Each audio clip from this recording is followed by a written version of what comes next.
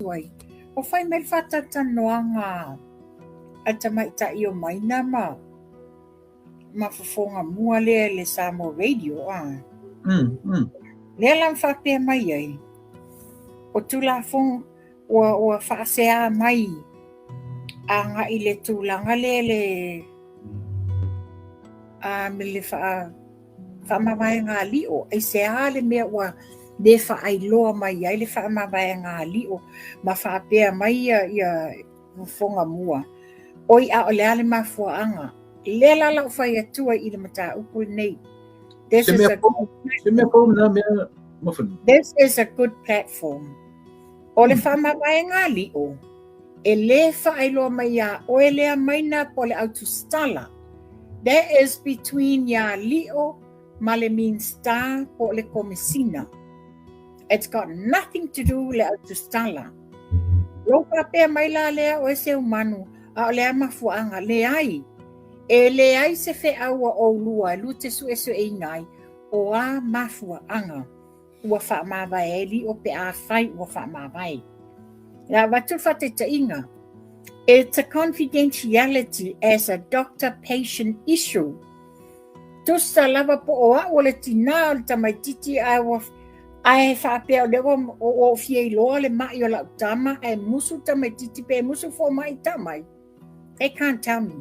Regardless po le aro power o tina. Same as le tulanga ya lio. A whai walua fia popoto tele. Alai Samoa, maina.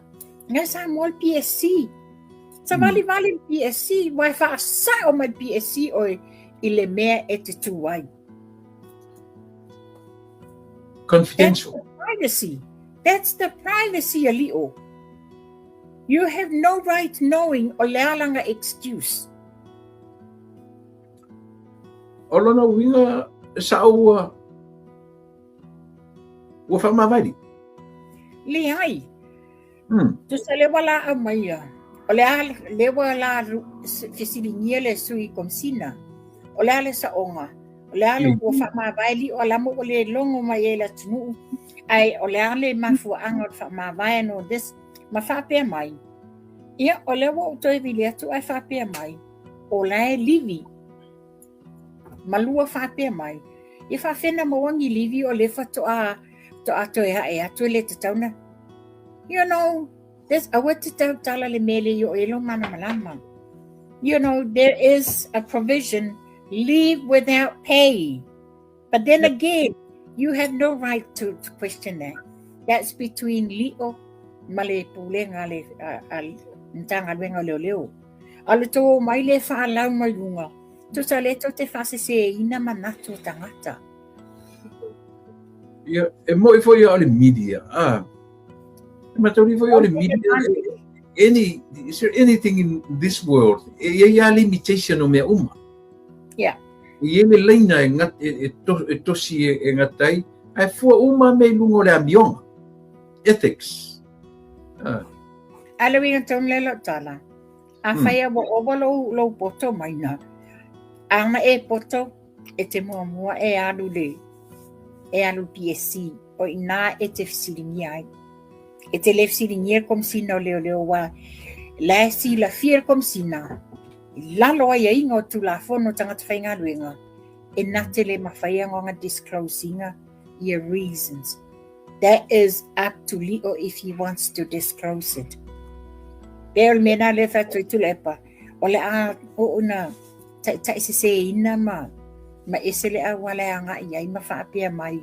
You know, this is a public information. There is certain ways in mafaina puipuira public information. Just because you're the media, don't take advantage of the yellow wayati sitting. Like you said to Lepa, there is a limit to everything. Yeah. Yeah. Olono wi, tasila nga me o tamaita. Wale to ya lui le forum press conference. Yo le press conference el pan. Ale ko korkolo I le afo. Ile afo ile ngole me. Le komsina lango le ta komsina. Komsina le tu mau. Ya, le sa korkolo komsina. Ale ya dula o le press conference ale parmi. E pe alu mana to fe ola na mi foi le na fai si ele foi le sai e mo oi foi. Oi foi les komsina le sai. Filippo. Longo. Mana mi foi le na fai longo. Io le alu fai le foi la fai i le foi i oi foi a from sanga. Ai le alu ai o sa fai o. Na sau le challenge fai i tala le pan mi le fai mai lungo le conference le. A sau al pi kom fai e mai le a foi. Ia lela fa pe fai atu kom sia família i fa mavai. O sau le. Sau na. Ia fa fonga mai foi la le sui komsina. Mai tau le pattern o mea wa fai e tamai ka ile o maina. Yeah. A fai ele i alo i o le press conference e ave sa o lana fesili le fionga le li pandemia. A mai sa o le fionga le li pandemia le tali. They o isi tu stala. Be careful of what she does o le ui atu whatea. E whatatali e alo e mai moa matamata i le whatatanoanga le fionga le li pandemia. Na sau lola ia tustusi lalo alu o le komisina. You know, she wants to be e mai sa o ai ai she doesn't need to go o le press conference le fionga le li pandemia. Tau meina e anoa ma faufaunga ma le winga o ana mea ia fai. Tanga i foi lai ai. Nobody knows le case o lona to olua. O ia lava lena sau a mai lunga. Ne foi lawa sau a mai lunga fai mai. O le umi na whaatari ai. Ia ma whaapea mai le tala. Hoa fesili la ia seu manu. Ia a whai la e o atu le vai aso lea a ele eise me tupu. O le alau la sanga la tauna whai. Ia whangoa le tali. O te leta ua tua ai iai ale mea le a o whaia. Ai, hello, le ai. La fo e si la fia la vai le whaamsinonga. Ia whaapea fo ia le fionga le komsina, le sui komsina. Noa ma fua la whaapea mai le ita le umin whatatali wa fo i mai le Attorney General mai Saina. Le wato e malanga i New Zealand a le lava le matua se tali. You know, it's one of those I wanna be. E mana o whaamalia na ona ia. A le titiro, there is a process put in place o nai sava vali mai le to telo tangata. Tasi ane mea tuturi loa ai nei tu inga tangata malato fatino ini o ngaruang fatustala o amionga. Yoi. Amionga la ia. Sorry tula epa.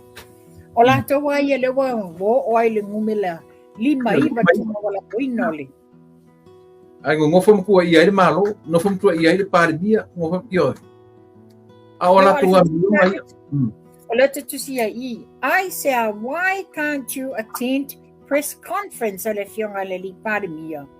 Then nga saula ia my second hand information wa pe ai eta wasoma ma tutuli umatanga tele fa longo le patata no nga le fionga le li pandemia. Ele ai se senga o maina, le mele fe maina. O tipi au tang wa to sila to senior e consider a senior media person sila po wala. Kusala mele fai mana observa. Ele o ele conference. Ai mua mai ai lunga la ko ripoki. Ya. Fa ma fo o mai foi la tu langa le tu la epa. Ya fa fo mai foi ia langi ke somi. Wa ia le lo plestene ne le tato josa. Ya. Ya, mai la to foi la ia la tu stala. Ma fo o mai nele o le sawo mai na lunga sa lunga o tipi au tanga vai ia mala observa. Ona o le to wo ave ia. Yeah, my tio foi tula le live baila. So that's where they go and get their information all ola ia dig deeper. Ma fai ele tau fa leanga ma tau fa se. O le si fainga e fai ai ma fanu. Ta tau na fai se tu la fono le tios. A ele a pie conference ia. Awangi eli poki se mea. Ta sina nga fainga fai ai. Langa ile fai langa ni pokia ku ke anga kai a pia la ku. Anyway, langa ro i lunga uma le live me uma.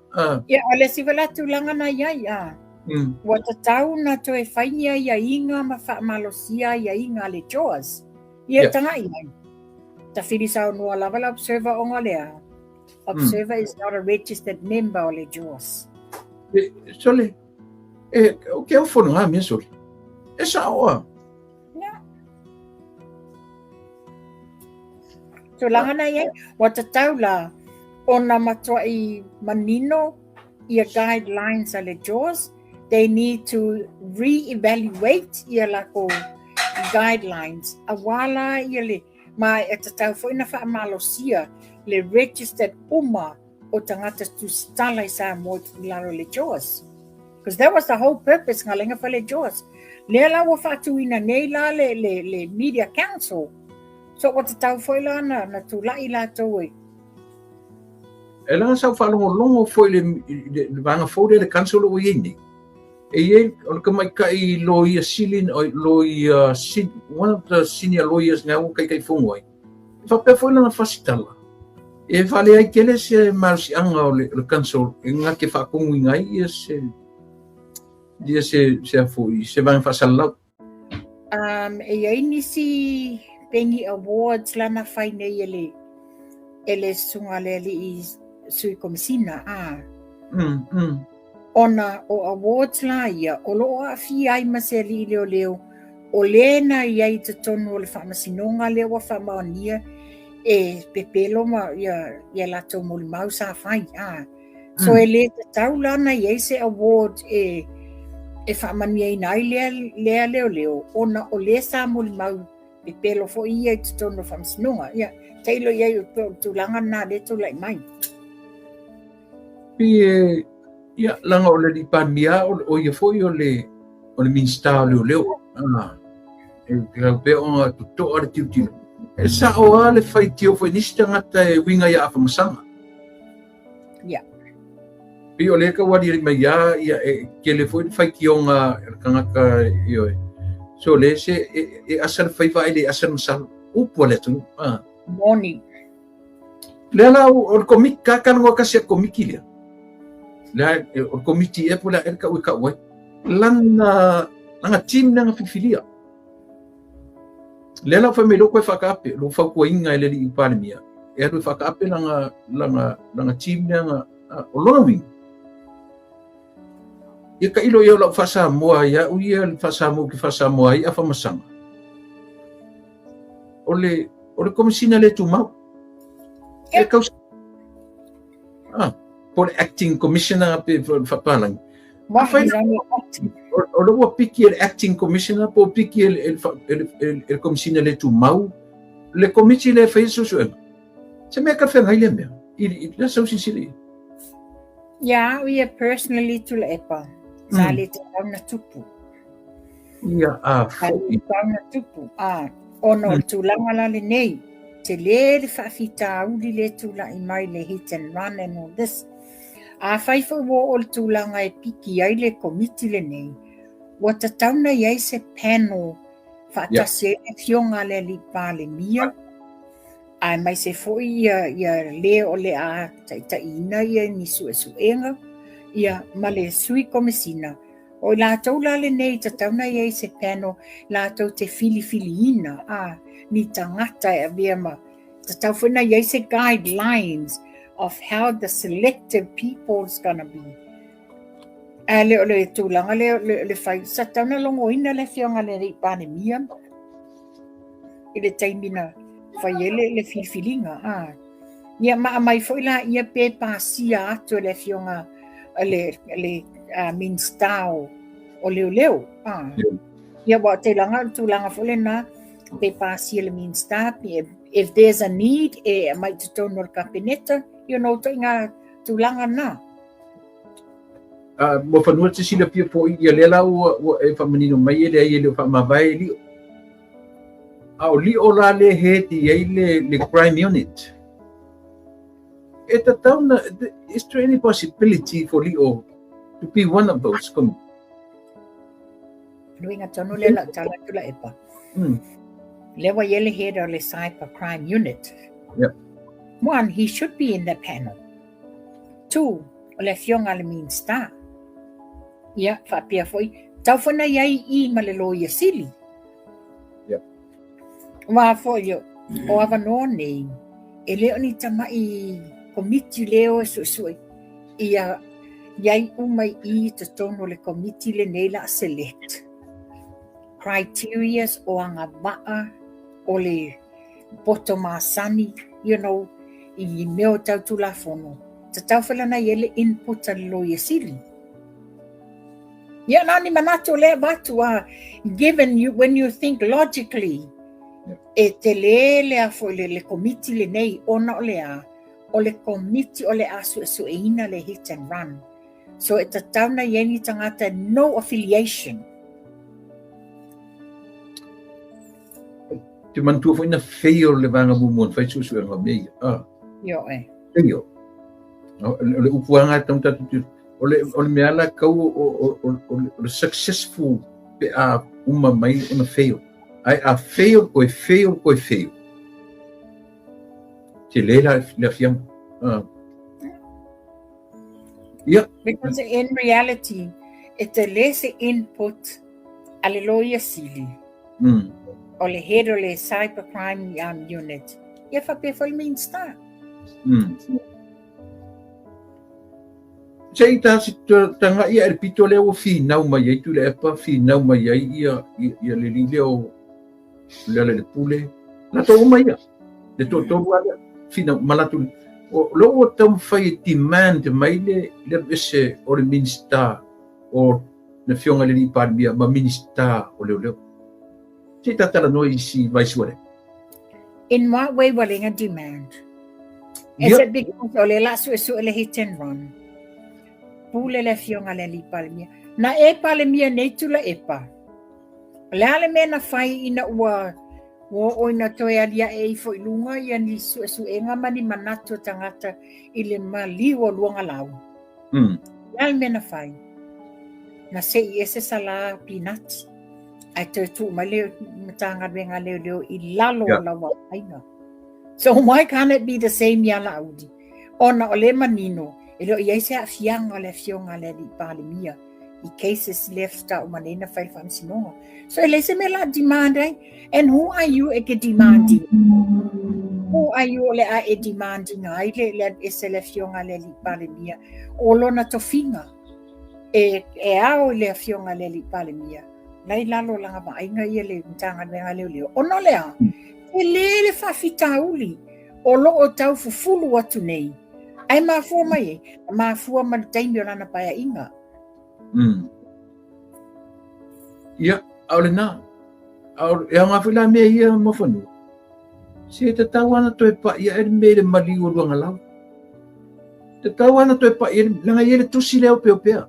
E ia le tusi leo peo pea. E te tauna mai fafo pea watu inapo mai fafo nei. E sa ili ele handwriting na. E te tawana na toi reopen uma mea ia.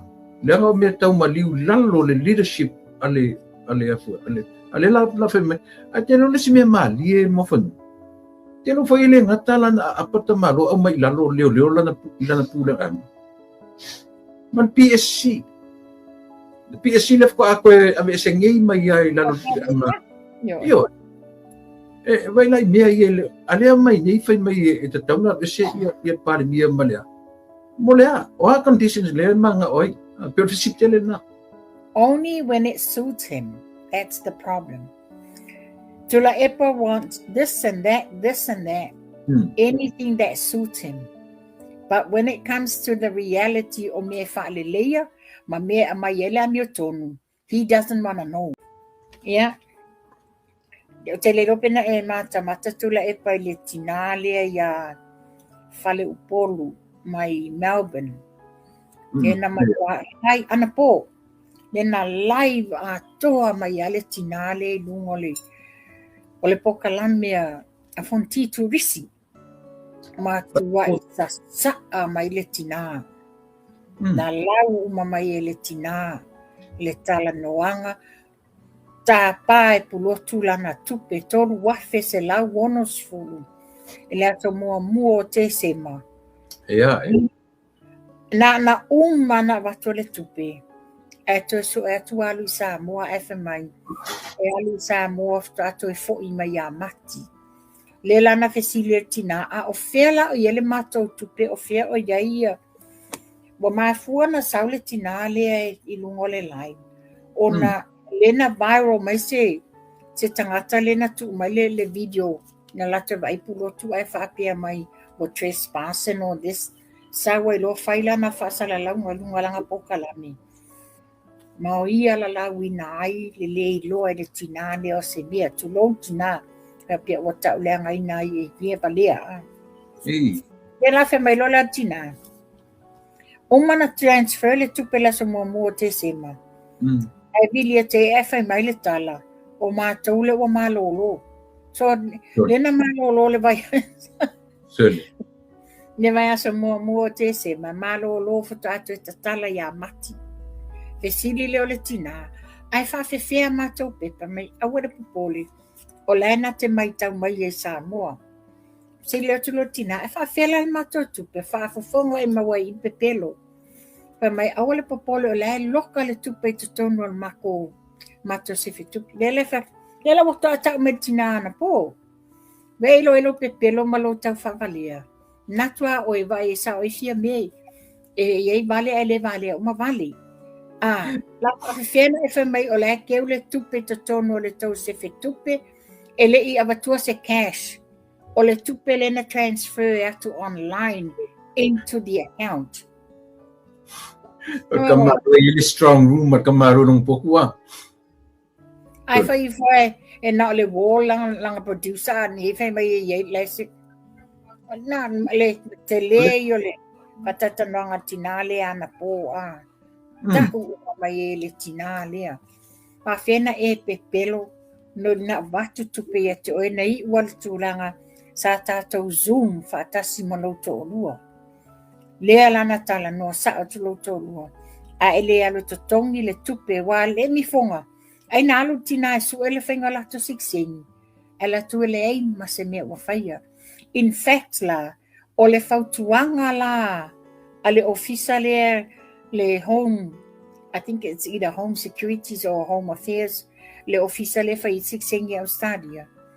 O le whautuanga, alu e ave I leo, o le whamaonia le ei manito wingoa wa process manito pepa. Nea lana vini mai ele tina, abatu ele whautuanga e savia. Ne atawa savia. O loe abe sa o le tau mata upu leo. A lela sa I mai e lom whaneanga mai savia. E tate tau whaitioina foi tatu tangata mawhanu. Langa la e leo mai lunga mai e pour out mai la tu frustration. I leo lunga tatu pokalame. Leo. Ana whapesa o le meo iai. Wa le vanga mawali ungo le lilea. Ai langa kaku mai I lunga kaku mai kaku pokalame. E leo tatu e mawali tali o latu whawhitau. E o sa o leo. Le vana. Ia le aika amilo ia pulotuia. Aru New Zealand, sau I Australia. Ai leo mapai I Australia. Lela mai manino al tina. Mai manino al tina. Puloku e le mawhainga e koe fo I me Australia. Le waka akia le kani I le ofisa leo wa la wa no tailo I ngoa I mea na wa e sola e se koe New Zealand. Wa wa e lo le la atoso o e whamsnonga. Sa ora la umod langa le la to te vai. Uma le leki si masima tau sanfu e taulan sa vai lum tolu. Ale ko tau mai tina. Ne tau mai fo tina. O leo whamania mai I le whatua matangata le ainga. O le vantetea. Ia. Ale no fo whatangata ta mai pesea. Ale I lunga whapea I tangata. Ia no la mo tangata e se sumali o nau. Ana tala.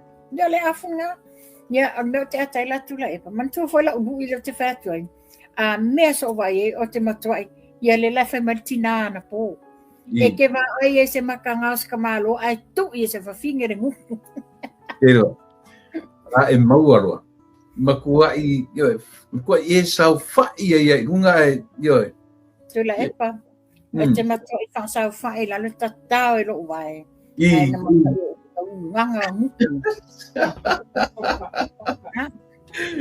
Ia vai le matanga sta malo e fasin fa mo e se fa fini Ale o fatu ele tina no tale te ana po fatu. Tu sta ta wa mana faila u. Te talo ki se o va ai se me ia tai taulanga. Ia ale ngo fa le malau mai o le failo ko lu. Au ia nga ore ko ise ko rono o nga pula ki ngona nga mea nga fai ke mingi. Ai. Seli.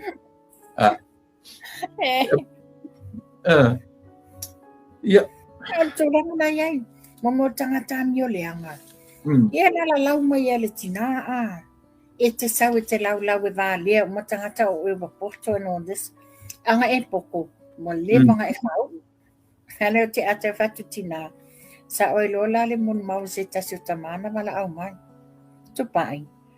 O alo umam whanau ye. Ea o tau wina whalo ia. E uma whau.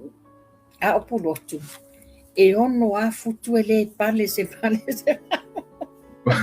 Ke lola oe. Pau lor kanga kaya o nga e musu. Kue loi musu len I whau.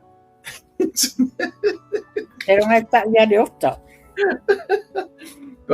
Pau lor kanga kaya o nga e musu e whau. Sele, E whakusole e sau mai whaavale e so lele mahore koe ngā whaavale e koe ngā kākaso. Ai langa tangata e se poto pe pelo.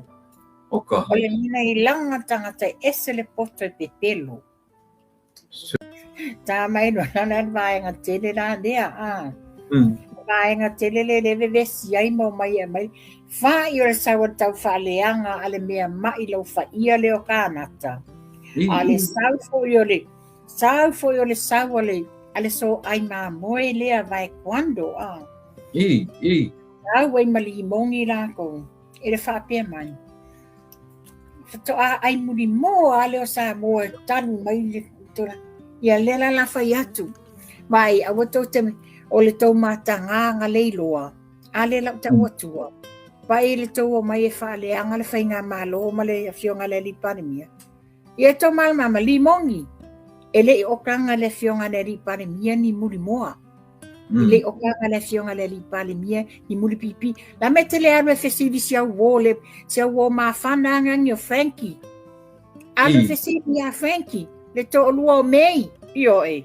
Arwe fesivi ai. O la tau nana o kainga o loa ia. Ala me la fesivi fu ko lua mei. Ia wa to lua mei Frankie onga Frankie. Arwe fese lua fono ma Frankie. Vai ai dear brother Frankie. Ai se ale me wae o kanga mai e. Wal mena e. Le wo mai whaale ianga le whainga malo. O mai whaale ianga le fionga le li pandemia. E mantua whafonga o tau Samoa. E le pule le whainga malo I o loa e lau mai e lau whai pisinisi. O pule le whai pisinisi I ana o loa e lau mai tutono o Samoa. A wale whonga tau mawha le atunu. A le wata o mai sa I matau whaavalea le atunu whai mai. I wawai le wo mai whawhang. E le se mea whainga malo e whai iang. E le wata whainga malo o mea na o whai pisinisi. O le foi ele mori mau o fesili foi lisi o wangon maku ainga Samoa. Ia manga po e fe mela kukala. Ele lola la kupo fele fa ka wele le mulmo le susi mo. E mela ku mon mau ele lopo fele o Samoa le mawai. O le no tersa fa se nga fe me ngai ke le fe mai ai. De lola po fele me ke le o vai ise ma ku ke la mo ke fe fa ka wele mo susi mo. Ale mingo la utala mo fanu. Ke loa a ukuka le merenga. Oka. Mo ia ka ilo ise rib eye steak pe kusape ukuka kamba le susi mo. Ki piele fiu, ki piele ave ele kalik, ave yail kapisi, ave fanya menga o kasmangi le ai. Au lela epa. Emon. O le no fun faingo o le muli moa o le muli pipi al fe sawa o le si moa o le si pipi e ma nei manongi fai ai me tau mafa ale neo mai fa o lunga lava loto le anga man loto ina elea ne wo mai fa le anga ia wa vai le fai tau inga mai o le vai quando le so ai mamoi o fai tusa o mea o le fatu ia mela le mawa iai, o le sawa whai tau mai mea ta tusi atu e langa vaenga le HRPP. Nā latu le tau mapewa mai le lau whai vai lunga le launga mai o mea. A le matanga ia i oi. Ia, me langa e maua. Ai ke lo O ofa le ne. ala e pale anga le melo si moa mar si pipi. Ia a kaongila I le povi. O fila le povi ai lung siusi. Io. Oxtail. Number one. That's very expensive. Yes. Ai afek ngila e ke ai ala le mudo le povi.